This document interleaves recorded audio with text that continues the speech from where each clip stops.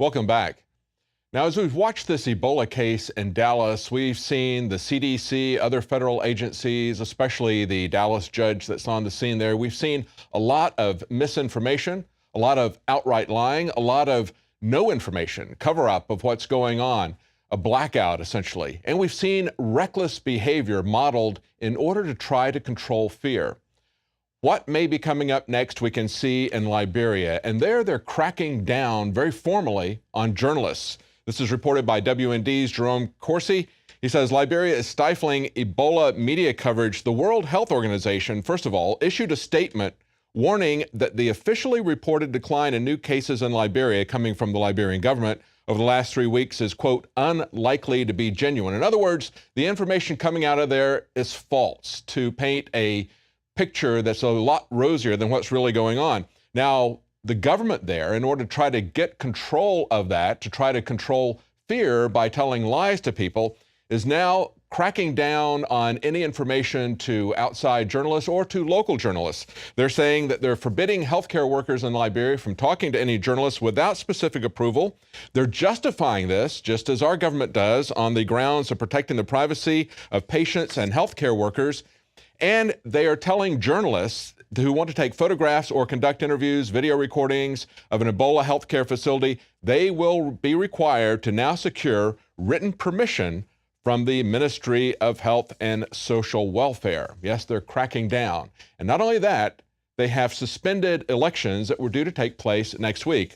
On Infowars.com, we have the story, Ebola hit Liberia, cancels nationwide election. And of course, this is going to be a nationwide Senate election.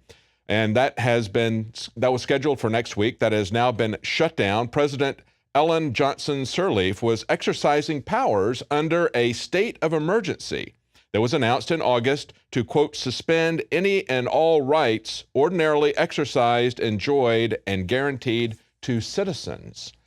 Would our government suspend an election if we had a pandemic? Would they use executive orders to set up martial law? Of course they would. We've been seeing this developing and reporting on this for years at InfoWars. Just go back a couple of years. Just go back 2.5 years only. And it's been going on much longer than this, of course. Look at this article from InfoWars 2.5 years ago. Obama's latest executive order, martial law, confiscation of private property, and forced labor. And as Kurt Nemo points out in that article, the government has given itself, under those orders done 2.5 years ago, the authority to seize all communication, confiscate all food resources, take control of all transportation, and compel you at gunpoint under, quote, federal supervision to work as a slave. Then we had last January, look at this headline, Obama's 23 executive orders, doctors become snitches, and gun ownership is a disease, and many more things. You remember when that came out? That was right after the Sandy Hook shooting.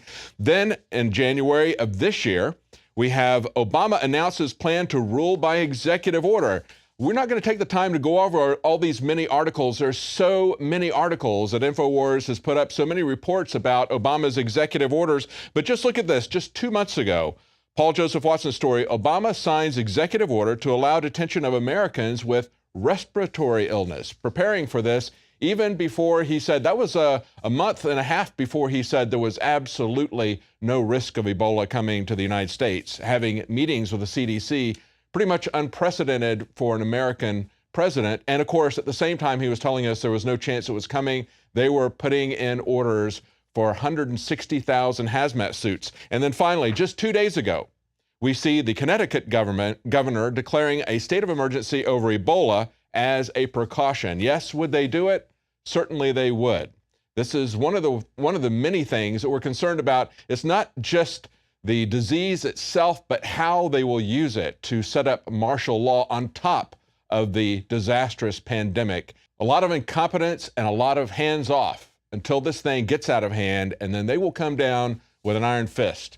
Well, stay with us right after the break. We're going to talk about some of the elections that are coming up, some of the issues, and how things are looking. That's only a few weeks away. We'll be right back. I began to get into iodine a few years ago because it was helping me and my family so much get healthy and detoxify. I believe our research is conclusive. This is the best iodine out there. And I know this for a fact. Nobody else has got iodine based on these pure crystals, ladies and gentlemen. For a limited time, experience the ancient power of Survival Shield X2. Take advantage of this unprecedented 30% off Super Detox special at InfoWarsLife.com.